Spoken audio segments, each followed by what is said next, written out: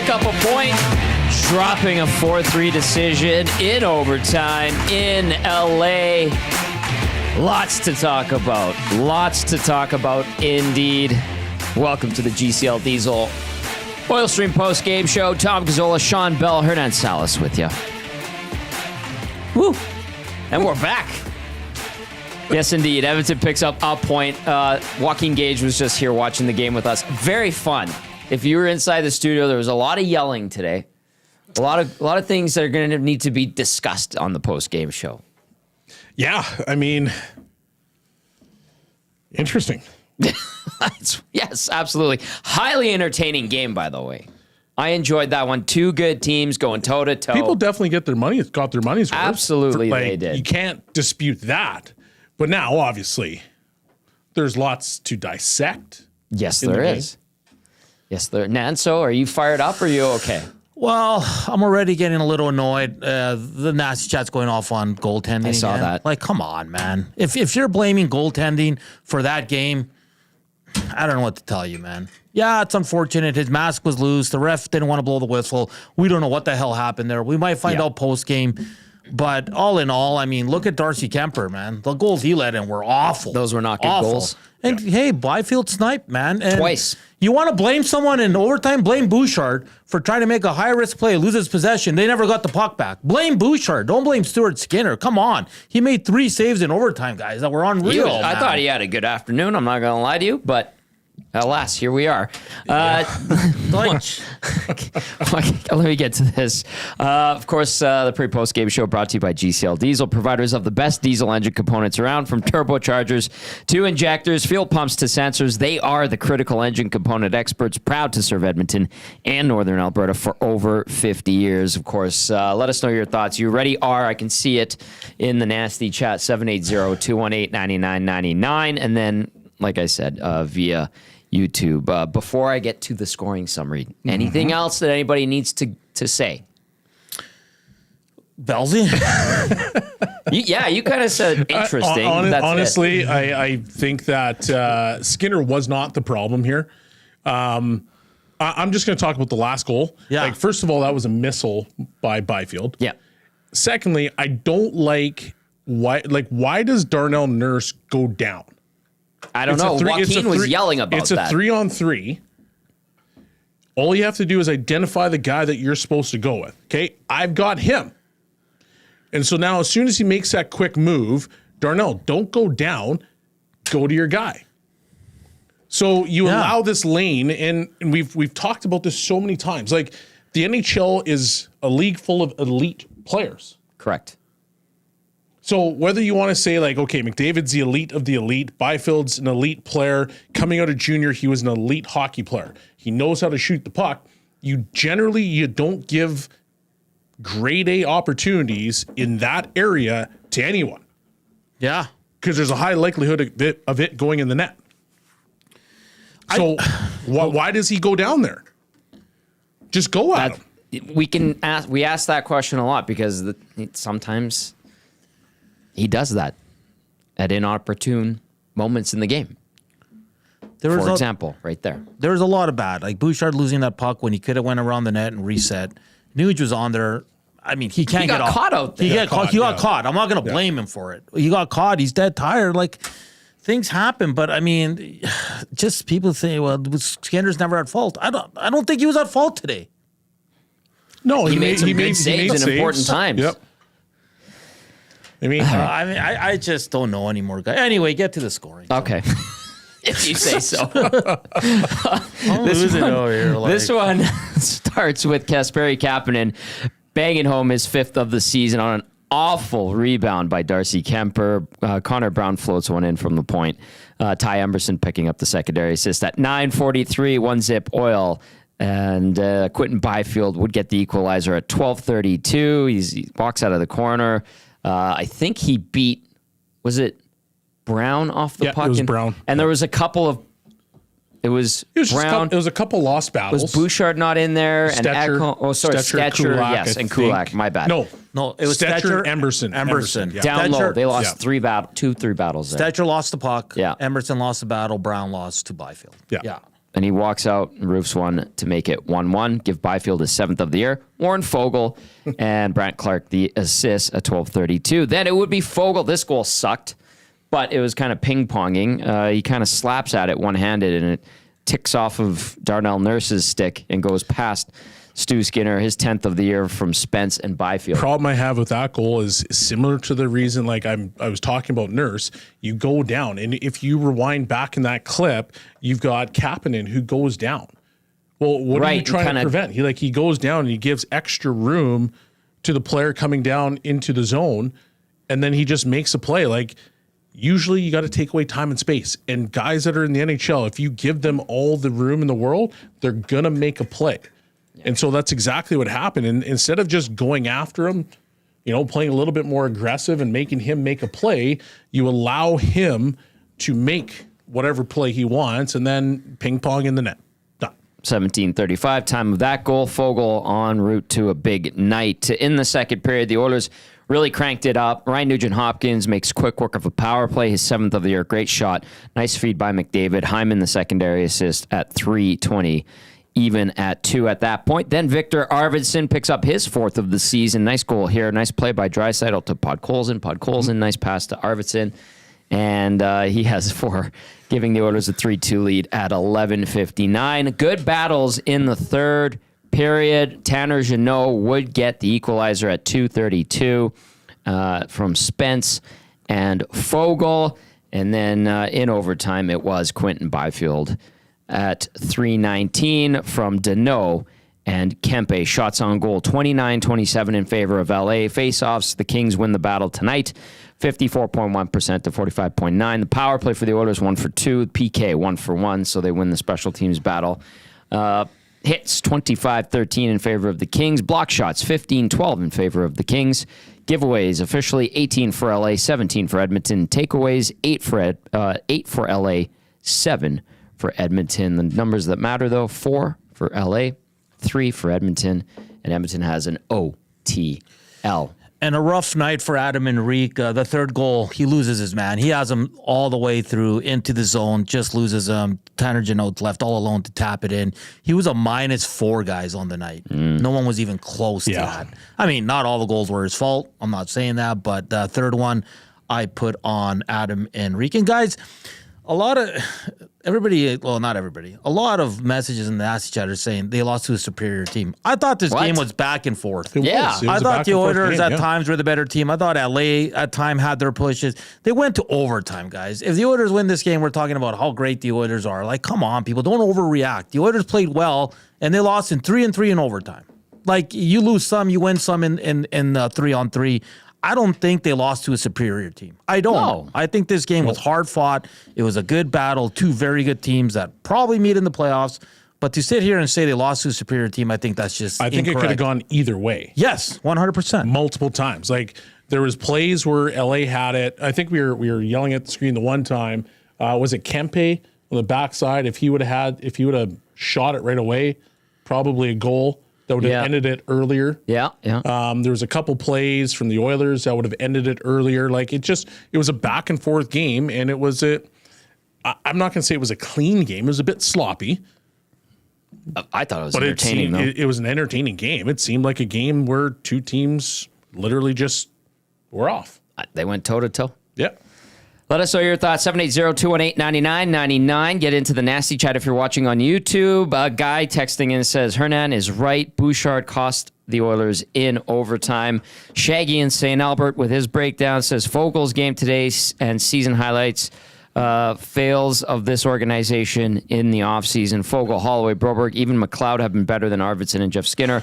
Oilers have been good this season despite the ineptitude of this organization. Could have been much better. Oilers blow another lead.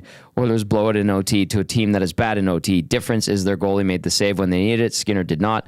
Oilers have to ruin my Saturday night again. Shaggy at St. Albert, his point about Jeff Skinner. Guys, Joaquin is laughing. We're seeing, they pan the bench going into OT, and Jeff Skinner is just staring. And I made the joke. I'm like, Joaquin, he may as well be watching from row 1 because he's not getting out there. Yeah, it's unfortunate, man. It is. It's because we were so stoked, and it's easy now to say, well, they made a mistake. No, I remember when they signed him, every Everybody Oiler was fan pumped. was Everybody over the moon was happy pumped. with it. So Yeah. don't come now and say, I knew they made a mistake. No, you didn't. No, you didn't. Yep. You were fine with Fogle walking away. And sorry to say this, but the Oilers didn't do it, Fogle wrong here. He took the money. They gave him a $5 million signing bonus. So let's just leave it at that. Guys, I want to ask you this. We're having a few chuckles during the game, but Evan Bouchard needs like a energy boost into his game because holy smokes, boys. That guy's out there just kind of, I don't even know what the proper term is for what Well, he's the doing wheel's out not there. turning too quickly to get going again. So Like, he's such a talented player, guys. What's going on with this guy? I don't know. And I'm not- It's so hard to to pinpoint what it is because there's so many times that like his game is patience. His game is being, methodical because he has the ability to do things on the offensive end where some of those traits are actually good. But then when you get to the defensive end, those exact same traits actually hurt him. Yeah, that's true. Right? Like it's a double-edged sword like you couldn't believe because that same play where he's dragging across the blue line and he's being a little bit methodical and he just waits for that last second for a guy to like open his legs and he shoots it between his legs or he, puts it right past a guy's skate. That helps him on the offensive end. But on the defensive end, oh my... Like What window am I jumping out of? I think it was before the Oilers' third goal. There was a rush by LA where McDavid's kind of trailing the guy and he's bugging him, right? He's right on his hip. Yeah. And you're like, what is Bouchard backed out of the way? yeah, he I can't remember who had the puck, walk right in. Now I'm gonna go in his defense there. Okay. So as a defenseman, on that particular 2-on-2 scenario, McDavid's got him. Yeah. And I'm going to now move to the back door because I don't want to double down on the same player. And so he decides to move across, but there was zero communication between the two players. And then McDavid decides to go back door as well. Yeah. And so now all of a sudden you allow this guy to go straight to the net. So it's more miscommunication. Miscommunication. Like in my opinion, you've got to talk that one out. McDavid, you've got him. I've got back door. We're good. It's 2-on-2 done. Yeah. Or if you want to switch that up, do what you need to do. But like at the same time, guys, somebody's got to open their mouths. And I'm not saying this because of the overtime goal, guys, but throughout the game, we're all pointing to certain points in the game where he just lacks, there's no energy, intensity. And maybe that's just the way he is. I don't know, but he needs a boost or something. What happened to him? What happened to him, guys? He was so good in the playoffs. Yeah, well, he starts slow and finishes strong. Yeah, but we're... JCD dropped a line in the nasty chat that I kind of chuckled at. It says, I drank 21 beers last night, and I have more intensity than Bouchard did today. That's a lot of beers. Well done. Okay, 780-218-9999. Stanley in Yeg says, I'll take the point. Hard-fought game. Not happy with the ease of which LA scored their first and third goals. Probably the worst game 19 has had in Oilers Silks.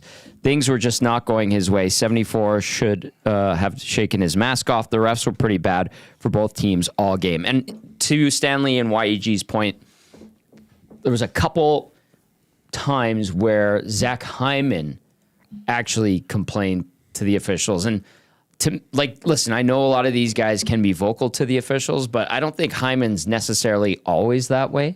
Yeah. There was one where he took a shot off the face-off from Fogle to the face, and I know he's got the bubble on because of the broken nose, and it looks like his eyes are clearing up, and that's good. But there was the one late in the game. I think there was only he four got tripped, or 5 minutes. by Fogle? Right in front, right in front of the official in the corner. And you could see as he was going down, he's looking up at the ref, and it was right in front of him. No call. And I understand. So the mask thing, you could see they showed that wide shot right before the goal and the regroup where LA broke in and scored.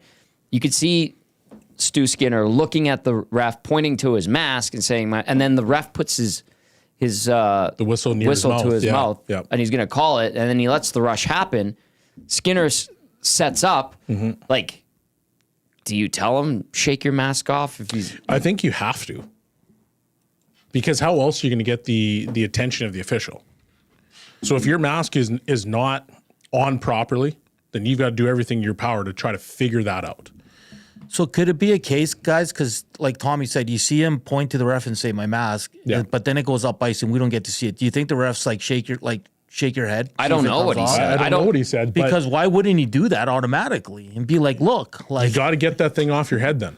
Yeah. Like if you feel like it's a problem, get it off your head. So Yeah. you can't complain after the game if you didn't do enough to try to change the outcome. But it wasn't a surprise to the officials. No, it because wasn't. he made him aware of it. he and did he make him skated aware of over and he had his whistle in his mouth like he was going to blow the play. LA's got possession. They regroup. They come back. So and now they score is that just a situation of the play carries on? Because I think in the NHL, the play carries on until the other team gets possession of the puck. Like if this was the double IHF, the minute that happens, you have something that comes off, it's blown down right away. But I think in the NHL, the team has to get possession of the puck for that to now blow. Isn't it technically dangerous for the goalie if 100%. the equipment's not on properly? Yeah. So I don't know. I don't have my rule book here. Reed Wilkins probably has one kicking around, but I would assume for the safety of the player, if you see and can acknowledge that there's something wrong with the equipment, especially if it hampers them on the next play, maybe you should blow it down. I didn't know.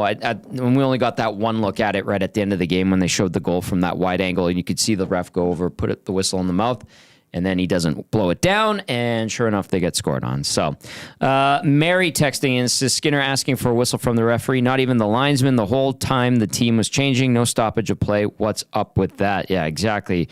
We're wondering the same thing. I do honestly think it is because of the possession. It's the same, as an injury on the play. Because in the NHL, an injury on the play, the team with the injured player has to get possession, then they blow the whistle. So he's got to shake the mask off, like you're saying. Got it. Maclemeck says, I'll blame Bouchard for losing possession in OT, which cost the Oilers the game. That was just atrocious. Rip City Step says, Dry and Pod's the best shutdown duo in the league. A lot of people are saying this. That line had a really good game. I thought they were good. I liked Kapanen's game today. Yeah, he was great. Kapanen was good. He's flying, man. That guy's playing with confidence. That has been a very good waiver pickup. Mm-hmm.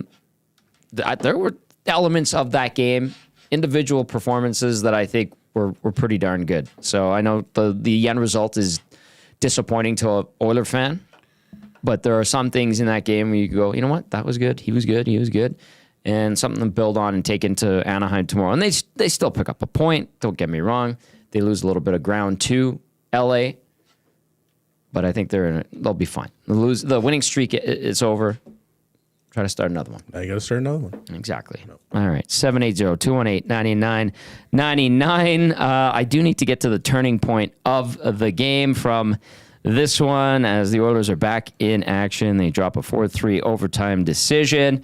The turning point of the game presented by Advantage Sports Medicine and Physiotherapy. Advantage Sports Medicine and Physiotherapy, we treat you like the pros. Our multidisciplinary team includes sports medicine physicians along with highly skilled physiotherapists, strength and conditioning coaches, and massage therapists. Whether you're recovering from an injury or looking to enhance performance, we treat you like a pro using the same locker room approach trusted by the best in the game. I am going to say that the turning point of the game was the Bouchard turnover, where they lost possession in OT. Now, I think the Kings were defending really well in overtime. Yep, they were. I think they were protecting the front of the net pretty good. But that's where it opened up the door for LA to take advantage. Are you surprised not to see McDavid and Draisaitl jump over the boards? Like, they put Henrique out there. I was a bit surprised. Yeah. Like, I thought it would have been Nuge and Hyman and then right back to Draisaitl. Yep. A little surprised by that, but I mean, it is what it is there. I can't really, I don't know, maybe they were just gassed. I don't know what that looked like. Could be. Well, and did you see that it was Nurse, Nugent Hopkins, and Hyman in the last minute and not McDavid? I don't know if there's an equipment issue or something. No, Hyman changed. Henrique was out. In the last minute of the game? Oh, like in the last minute of the regular, okay. Yeah. Right, yep. And anyway, that's... Well, I mean, they got into overtime. McDavid started out there, and they had possession. Troll says the best part of Bouchard's season is he gets cheaper by the game. Okay. That is funny. That is funny. Is he wrong, though? He's not wrong. He's not wrong. I mean, if you're Bouchard's camp and you're trying to make a case for your guy. You're still asking for 10. Yeah, but you're like, buddy, hey. More Red Bulls. More Red Bulls before the game. Fire it up. This is the breakdown with our game analyst, Shawn Belle, brought to you by South Fort Chev. Upgrade your sleigh with South Fort Chevrolet in the month of December. Reserve your 2025 Equinox Trax and Traverse now. They won't last long. They've also got 2025 Silverado Customs with payments starting as low as $199 bi-weekly. See dealer for details at www.southfortchev.com. All right, Nan, so I see we have some audio and video to get to. Do you want to run that? Just give me about a minute. I'm Okay. just working on it. I'm just having some issues here. So Okay. I have Arvidsson and coach. So Okay. Well, we'll that's get all to that. That's all that's available right now. That's fine. We'll get to that shortly. Let's go to Coach Mike. Says Nurse had a rough one this afternoon, not helping his goalie out at all. The Oilers continue to not get calls. Refs don't want to put the Oilers on the power play. So they get 2 power plays today, pardon me. Go 1 for 2. They only gave up or took 1 penalty. Yeah. Killed it off. So they don't draw a lot of penalties. Well, I think they missed one on Hyman. I agree. Yeah. But the ref's not calling that in That late in the game, in that late in the situation. game. And he should. Like, it's a penalty. You trip the guy. So Right in front, literally right in front of the ref. Hey, fans have the right to be upset about that one. Fair And enough. you can't, it is what is there. Like, so. It's okay, Belsey. It's going to be okay, man. Yeah. Yeah, I think I'm going to be okay, but at some point, throw something at the TV because that was a penalty. Yes. Call it. He did not. It didn't happen. Didn't happen. So, yeah.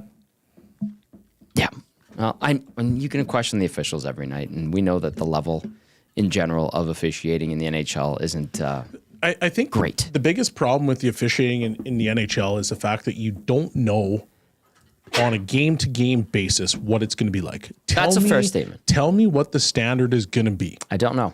So if it was as simple as, hey, here comes a memo out to the NHL and it said, if there's a scoring chance and something happens to you on that scoring chance, penalty. If it's something egregious, penalty. Yeah. After that, we're going to let you play. I think people could all be like, oh, okay, this is great. And then we know the ticky-tack stuff won't get called. But you just don't, it's honestly, it's like shift to shift. You know what? Yeah, that's a call today. Now it's not. What do you mean? Would you talk to them when you were playing? Or when I played, I didn't talk to refs. Because there was never a good outcome. Okay. But those who did talk to the refs, coach, captains, whatever you heard on the ice, what were those conversations like? Was it a lot of F you, We F probably you? can't talk about that right now. Well, I'm asking. Okay, so the higher you go, the more you can say. Okay. Let's put it that way. Okay, fair enough. Sometimes they're nice conversations. Sometimes they're expletive conversations. But he's giving it back to you. Does it ever change the outcome? Never.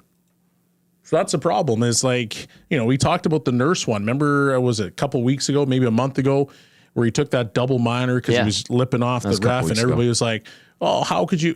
The problem is that you clearly said something to the ref that you didn't like and you took a penalty and it was a selfish penalty. The one with Hyman, yeah, we can complain that it's a call and I fully agree it's a call. Sure. But like you're laying on the ice and you're yelling at the ref. He's not putting his hand up. So there's got to be a bit of a give and take on, yes, I know there needs to be a standard of officiating. What is it? Tell me what it is because it pisses people off. Sure. But at the same time, if you don't get what you wanted, clearly the penalty, get up and continue playing. So it's like it kind of goes hand in hand because as a ref, they're humans too.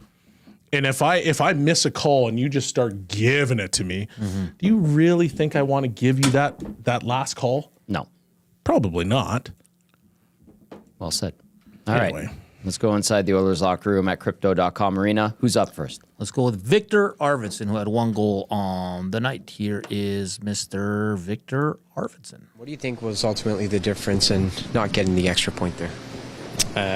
some details we got to clean up for next game, I think, off the rush and with the puck. So I think we made some bad decisions. Is that just primarily defensive details, just sticking to your man, taking care of the details you guys were accustomed to doing in the 13 games prior to the break? Yeah, I think so. I think we need to get back to it right away, and we got a chance to do it tomorrow. What was it like scoring in this building against your former team? No, it's nice, for sure. A lot of friends over there that we got close with, so it's good to play them again. What is it about you and Leon Draisaitl that the chemistry seems to always pick up right where you guys left off? I think we just think the game kind of the same way, and still some details we got to maybe clean up to maybe get the puck in the net more, but I think we're finding each other and we know where we are on the ice, so it's good. I know you talk about the details, but what about your team's ability to handle momentum swings? Did you feel like that could have been also better? Yeah, but I feel like we came out in the second and played really well and had the puck a lot in their zone, and we kind of took the foot off the gas pedal in the third and let them come back into it. So I think we just need to, like we did the 13 games prior, just stay on the gas and just make teams defend. Viktor Arvidsson there picking up a goal, had 5 shots, and his stat line also had a +1. He did take a penalty, played 15 of 59. 1 block shot as well for Arvidsson. So for him, I mean, I know he was fired up, scores a nice goal. He talked a lot about details, Bellsy. Yep. Obviously, they're not happy to lose in overtime, but that one seemed like kind of gloom and doom there. Did you think it was that bad defensively? I didn't think it was great. I didn't think their details were great, and I think it was a game where two teams were off for almost a week. That's what it seemed like, and you always want to see details, because what details do is that if you're having an off night, you can fall into that and you can kind of get by. Because there's always that saying that coaches would say, like, oh, I didn't notice him today, good or bad.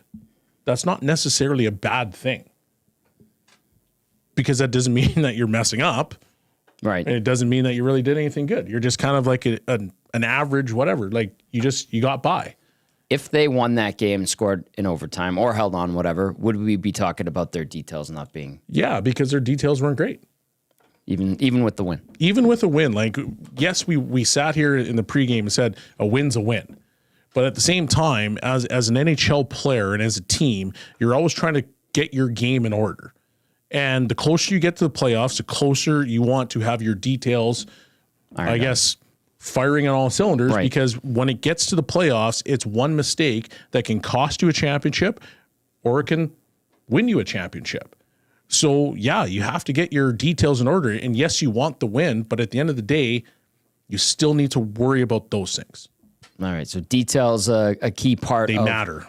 The Oilers 4-3 OT loss. Anything you want to add to that, Hernan, before we go to our next bit of audio? I just agree. It's because, if, like you said, I thought overall they played a pretty decent game, but 3 goals, that probably shouldn't happen, and that comes down to details. And when you look at Enrique's stat line, like, it's for a veteran guy, you can't be that bad. You need to be one of the better players, especially in a game like this against one of your rivals and a team you're fighting for the top of the division. You need more from your vets, and a few of them let them down today at key moments. I wouldn't say they were bad all game, but in key moments. And Kris Knoblauch ready to go if you guys are ready. All right, Adam Henrique, by the way, -4, 12:57 time on ice, 2 block shots, 1 hit, 66.7% on the dot. Let's go to head coach Kris Knoblauch. Like that, what did you feel like was ultimately the difference in today's result? Just not having enough of our lines going. I thought, we had strong contributions from some guys, but just we couldn't maintain the momentum just because of everyone not playing to their best. We just talked to Viktor, and he mentioned that the details were a little bit lagging today. What kind of details do you think that the LA Kings pounced on that you guys weren't executing as well as you guys did prior to the break? I think especially early in the game, the turnovers in the neutral zone, and we want to carry the puck in the offensive zone as much as we can, but if it's not there, we have to put it behind the defense and establish forecheck and make the defense turn, and it makes it a lot more difficult on them. But I think we too often we didn't put them in that position. Was overtime a little tricky trying to make changes? Did you sense that at all? Yeah, they had possession there for a while. Nuge, obviously, can't change recklessly. He's got to stay out there.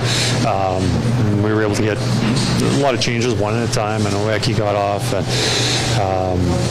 so you can just see at the end there, we had tired guys out there, and when you're tired, it's difficult to defend. Did you happen to see Stuart Skinner talking to the ref after the game and what they were discussing?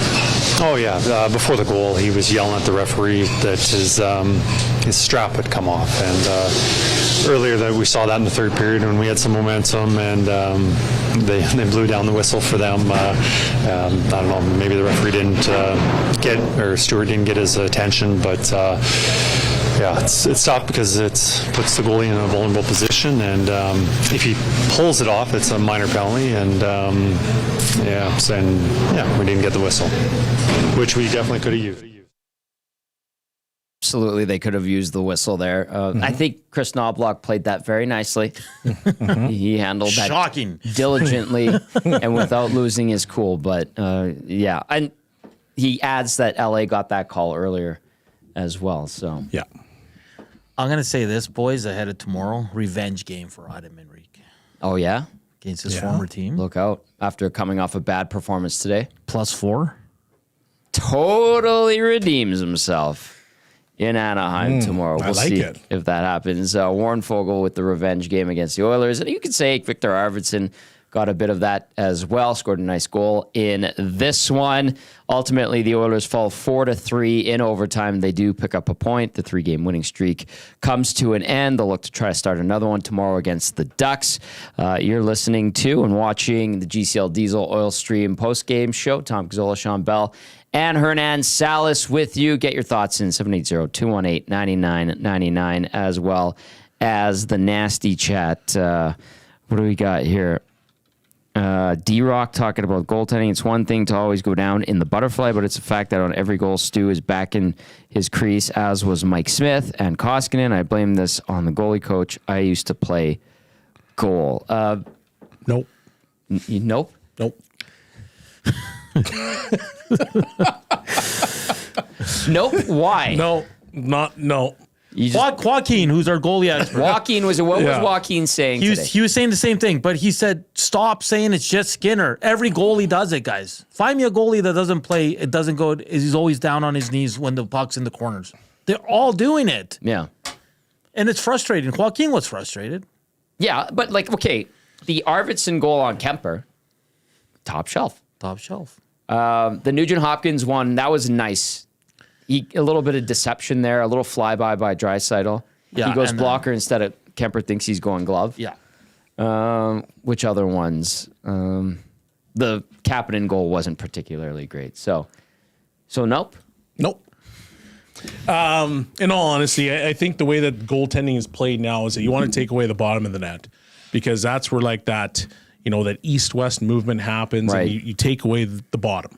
And then from there, you're using your upper body to try to take away some of the holes that are there. But I don't disagree with Joaquin, because I find that goaltenders, they go to it too early. Right. And so then they open up all these different holes. And then when you go down, well, you look at all these short side goals that are being scored. It's because instead of just standing there, right, and taking away that post, well, they go into their reverse VH. There's a hole kind of like where they're bending their knee, and between the top of their pad and their blocker, there's one hole there, and then there's a hole at your head. And I mean, how many times have we seen that goal? We see it almost every single night in the NHL. So I do agree. I think goaltenders are going down too early. Right. But I don't think this is just a Stuart Skinner problem or a Schwartz problem. I think this is a goaltending issue across the NHL, because it happens in every single game. Yeah. X-Ray J, who I know is not a fan of Schwartz, says never made sense when Schwartz had 6'7" Koskinen, 6'5" Smith, 6'5" Skinner so deep. It's about taking away the angle. And you spoke to that, but Yeah. it's not just Oilers goalies that get burnt on. Let me tell you this. I highly doubt Mike Smith was taking orders. He takes suggestions, be coach, but Mike Smith played the way he wanted to play. Yeah. Is that fair? Yeah. I can't see Mike Smith changing his game when he came to the Oilers at that age. No. So That's fair. Yep. Koskinen just wasn't airtight. A lot of leaky goals. And actually, Evil Twin said it best. He goes, "Goalies don't make saves anymore; they block shots." That's actually what's happening. They become blockers as opposed to guys that are legitimately making saves, and that's part of the issue. Is that the way that the style of goaltending has changed. We're trying to block pucks. Watch it. Put it on an ISO cam and figure out you can see it. Every single goalie is the same. I mean, Hellbuck maybe not, but I'm going to keep an eye on that today with all the later games. See how much time the goalies go. When the puck's they're down every single time. Yeah. The minute it even comes near the net or it's an even attempt, they are down. Yeah. All right, let's go to the inbox. Atif texting us says, "Happy holidays, everybody. I just finished work and watched the end of the game. It was a very upsetting finish. Hopefully the Oilers can roast some Ducks tomorrow. What does Team Canada have to do to rebound from the loss versus Latvia?" Atif, you played for Team Canada twice. Really quickly, they play Germany tomorrow, 5:30 our time. Yeah, I mean, capitalize on their chances. Get to the middle of the ice. Every cliche that you can possibly think of. I don't think they personally played bad against Latvia. No. They got goalied. I think they took too many penalties in the third period, and I thought they were too cute. Fair enough. Those are the things right there. If you can get to the middle of the ice, because that's a trend, and we talked about it beforehand. Where I was watching Team Sweden, and they were playing Kazakhstan, and everything was going to the net, and they were just putting bodies at the net. Right. So I think Canada needs to do that to rebound. By the way, the Czechs absolutely blow up Kazakhstan 14-2 today. Yeah. And USA with a 5-1 win over Latvia. Closer than I expected, though. Yeah, but like I said, Canada gets Germany tomorrow. All right, 780-218-9999. The Oilers fall 4-3 in overtime. They get the Anaheim Ducks tomorrow. 11 games on the schedule today in the National Hockey League. A good chunk of them already in the books. If you missed it earlier, Montreal 4-0 win in Florida, just like everybody expected and predicted. I'm kidding. I'm not serious there. Although Belzy had the Panthers winning on his Saturday picks earlier. I'm 0 for 4 already. Are you actually? Yeah. Seattle with a big come from behind victory over Vancouver. Me? They're up 4-1 with like 5 minutes left. The Kraken upset the Canucks 5-4 in overtime. That's a tough loss. Philly 3-1 winners in Anaheim, so you're going to get a salty Ducks team. Look at you. LA 4-3 winners in OT over Edmonton. Right now, Boston leading Columbus with 7.5 gone in the first period. Toronto's up 1-0 in Alex Ovechkin's return 5 minutes into the first. Tampa already up 1-0 on the New York Rangers, who are an absolute mess. That one 6 minutes in. Carolina and New Jersey 0-0, 7 minutes in. Winnipeg and Ottawa just getting underway, 4 minutes in there. The Islanders host the Penguins, and then the late game today, San Jose hosts the Calgary Flames. So, yeah, Belzy, your picks aren't going too good. No, they're no. It's okay, buddy. It's okay. You'll be all right. I mean, Vancouver blew it in 3 minutes and 30 seconds, and then lose in overtime. There's nothing I can do about that. No, that's a game they should lock up. Yeah, at 4. I agree. Yeah. All right, so let's take a look ahead to this game tomorrow in Anaheim. If you're the Edmonton Oilers, how down should you be? How salty should you be? Blowing a lead? I think you're watching video. What are the mistakes that you made? Are they fixable mistakes? And if they are, fix them. Go from there. Because it's not like you didn't play bad. This is not a game where we're sitting here being like, man, they were awful tonight. There were some details. There were some pieces of the game that they want to clean up for sure. But at the same time, like, it was two teams going back and forth. It's two juggernauts slugging it out. So you can't turn around and be like, oh, man, they were so bad and they got to be super salty. Yeah, they're disappointed with the outcome of the game. But there's obviously learning pieces. There's things that you need to learn and figure out from that game and now you take him into a game against Anaheim and go from there. Okay, a couple things. Induced Comics via the Nasty Chat says, I noticed a trend in the last several games where the offense really tries to isolate Bouchard in the defensive zone. Are we seeing... I feel like the pressure is up on him quite a bit. Did you notice it in overtime? Big time. Because usually in that, the player, I think they made a switch, so the LA King player was fresh, but Bouchard should have went around the net, kind of reset, but you can tell right away, the message to the forwards, go right at him. Yeah. Go right at, and I think Bouchard was almost caught by surprise. A little bit, but he thought the guy would tail off maybe and just kind of give him the passage to go behind the net. But what did I say right at the start of overtime when he was going behind the net, and Byfield kind of like lunged at him, and he was like, "Oh man, yeah, like he wasn't ready." Yeah, I'm like, if Byfield keeps going at him, he probably turns that puck over. And Tom, I'm glad you brought that up because Joaquin noticed that, and he goes, "It's not with every Oilers defenseman; it's with Evan Bouchard. Right? It's like go at him." He'll turn it over, guys. He had one of his patented toe drags at the line, and it was Kopitar that didn't bite on it. Didn't bite. Yeah. Thankfully, one of the forwards was coming back. Yeah. Does a conversation need to be had with Evan Bouchard right now, or do you just let him figure it out? That's what I want to follow up with. I think you need to be talking to him right away. Be like, are you pumping him up, or are you telling him stop it? I think that there's time and place for pumping a player up. This needs to be, dude, you need to figure it out, because right now you're hurting our team more than you're helping our team. So how do you want to handle that?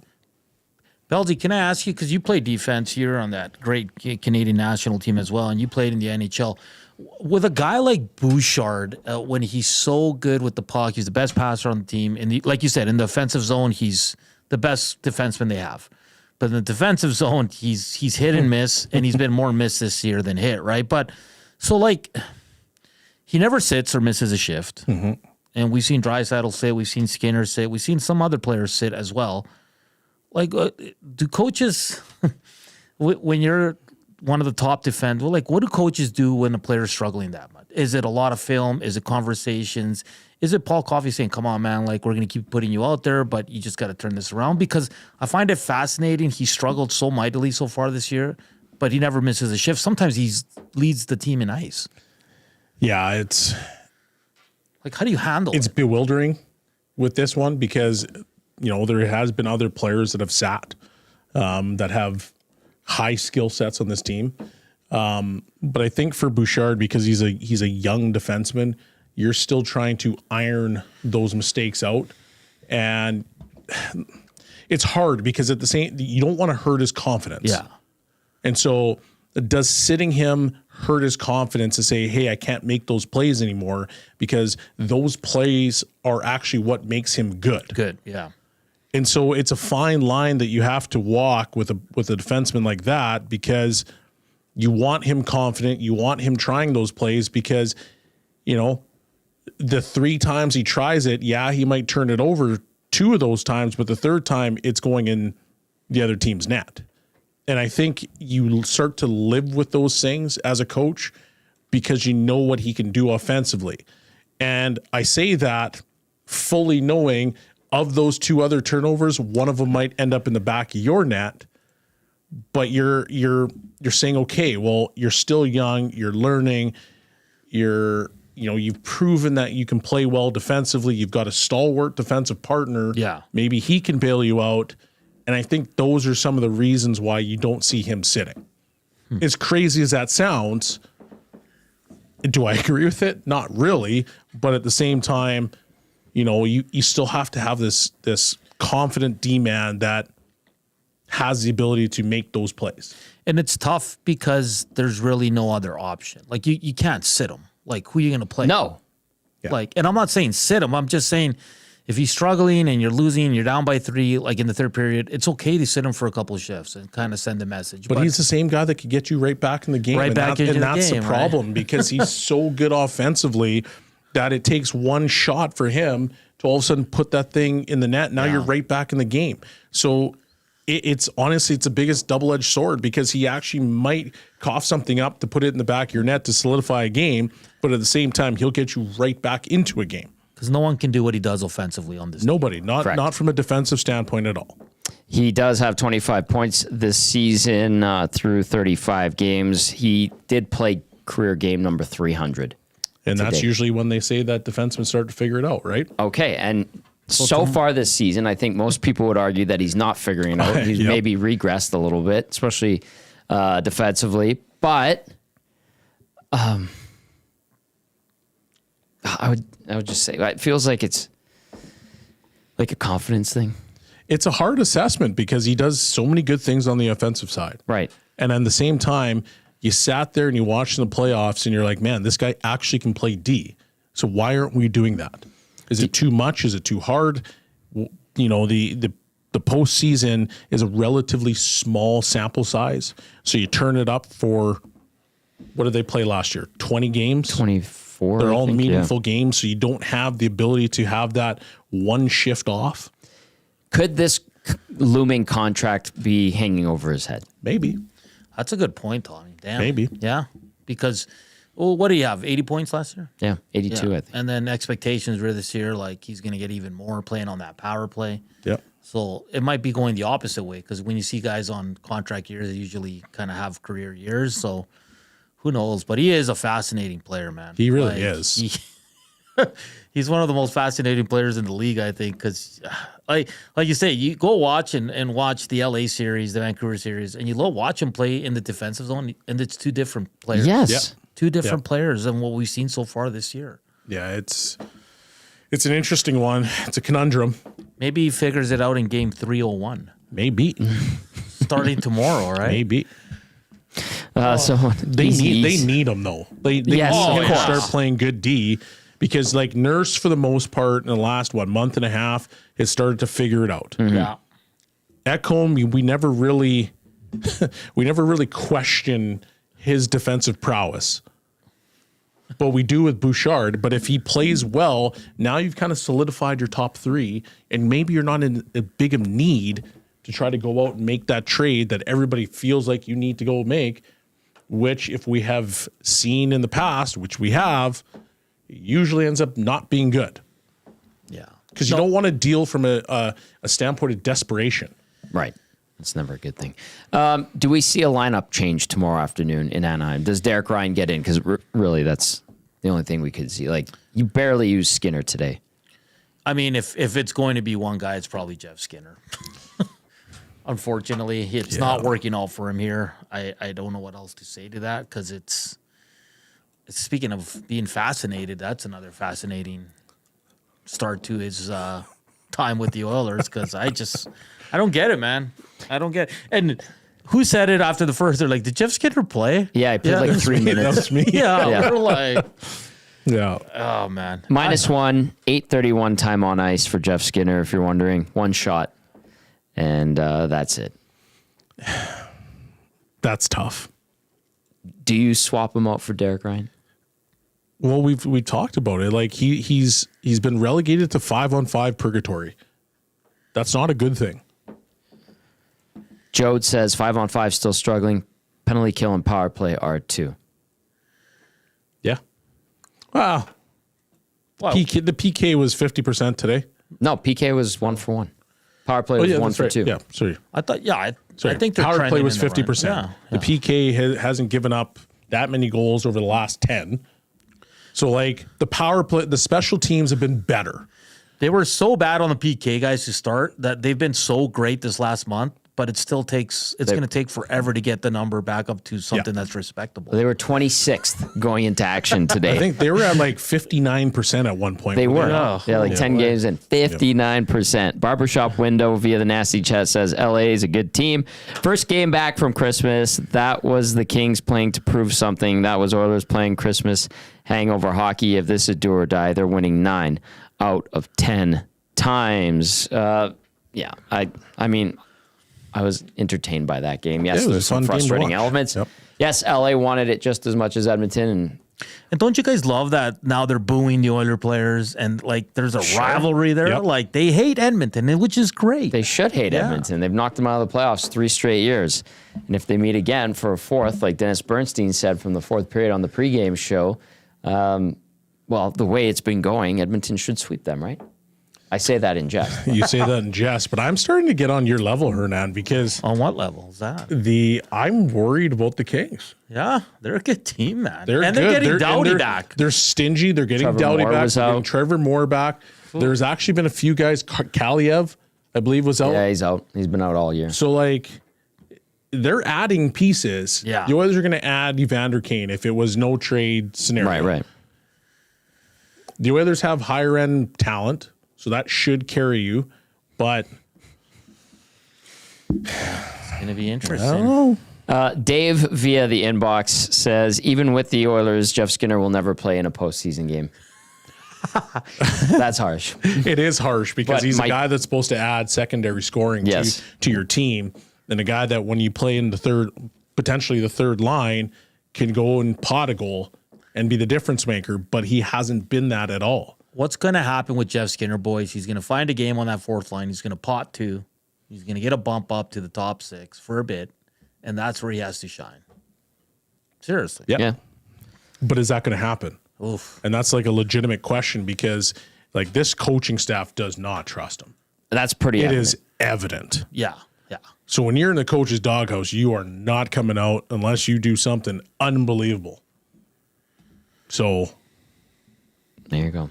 C-Run via the Nasty Chat says Oilers got a point on the road and get a win tomorrow, starting to turn into a good road trip. If they pick up, it's a 2-game road trip. It's back-to-back 2 o'clock starts in LA and Anaheim. Then they come back for the New Year's Eve game against Utah Hockey Club.